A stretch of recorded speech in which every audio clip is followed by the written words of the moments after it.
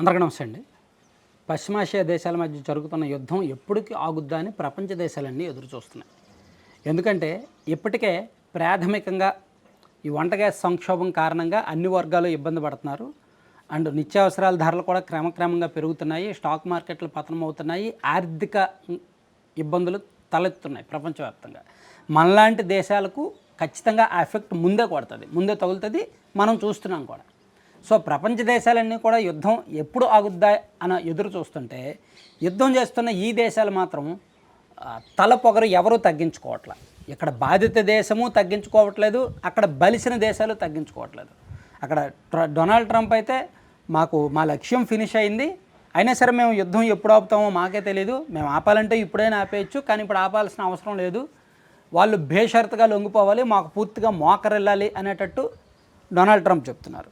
Israel అయితే ఆపే ఉద్దేశం లేదు, వాళ్ళ అణు కార్యక్రమాలు పూర్తిగా ఆపుతామని మాకు భరోసా ఇవ్వాలి, అప్పుడే మేము ఆపుతామని ఇజ్రాయెల్ చెప్తోంది. సో ఈ రెండు దేశాలు అలా ఉంటాయి.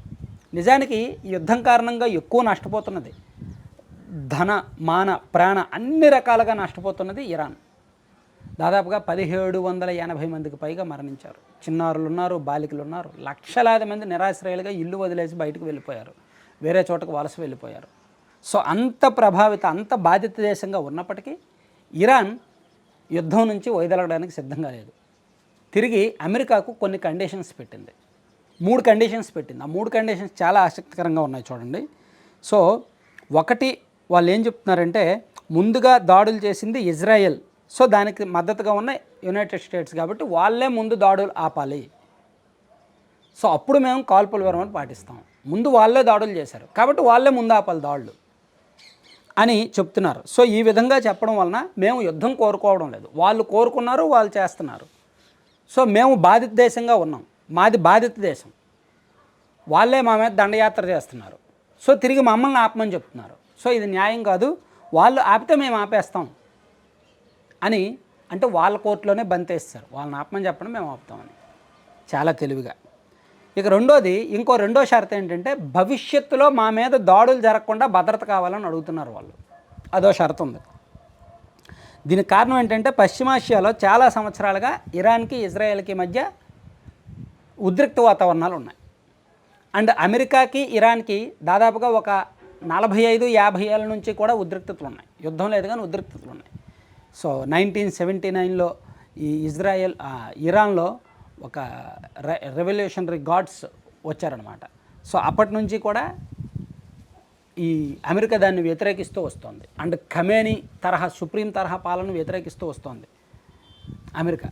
సో ఇవన్నీ మాకు సంబంధం లేదు, మా దేశం మీద భవిష్యత్తులో యుద్ధం రాకూడదు, భవిష్యత్తులో వాళ్ళు మా మీద దాడులు చేయకూడదు, ఆ భద్రత మాకు కావాలి అని చెప్పి, భవిష్యత్తులో దాడులు జరగకుండా భద్రత కావాలని చెప్పి వాళ్ళు అడుగుతున్నారు. అందుకే అంటే వాళ్ళ ప్లాన్ ఏంటంటే ఒక ఫ్యూచర్ భరోసా అది.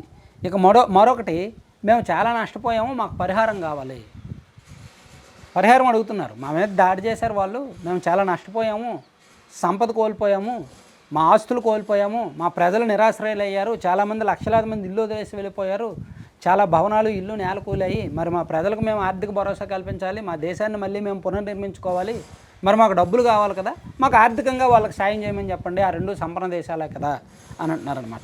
సో యుద్ధ నష్టాలకు పరిహారం ఇవ్వాలని ఇరాన్ చెప్పడం కూడా ఒక వ్యూహమే. ఇరాన్ చాలా సంవత్సరాలుగా అంతర్జాతీయ ఆంక్షల వల్ల ఆర్థిక ఇబ్బందులు ఎదుర్కొంటోంది. అందువల్ల యుద్ధం పరిహారం డిమాండ్ చేయడం వలన ఆర్థికంగా కొంత లాభం పొందాలని ఇరాన్ చూస్తుందన్నమాట. అంటే ఈ 3 షరతులు కూడా చాలా వ్యూహాత్మకంగా వచ్చాయి.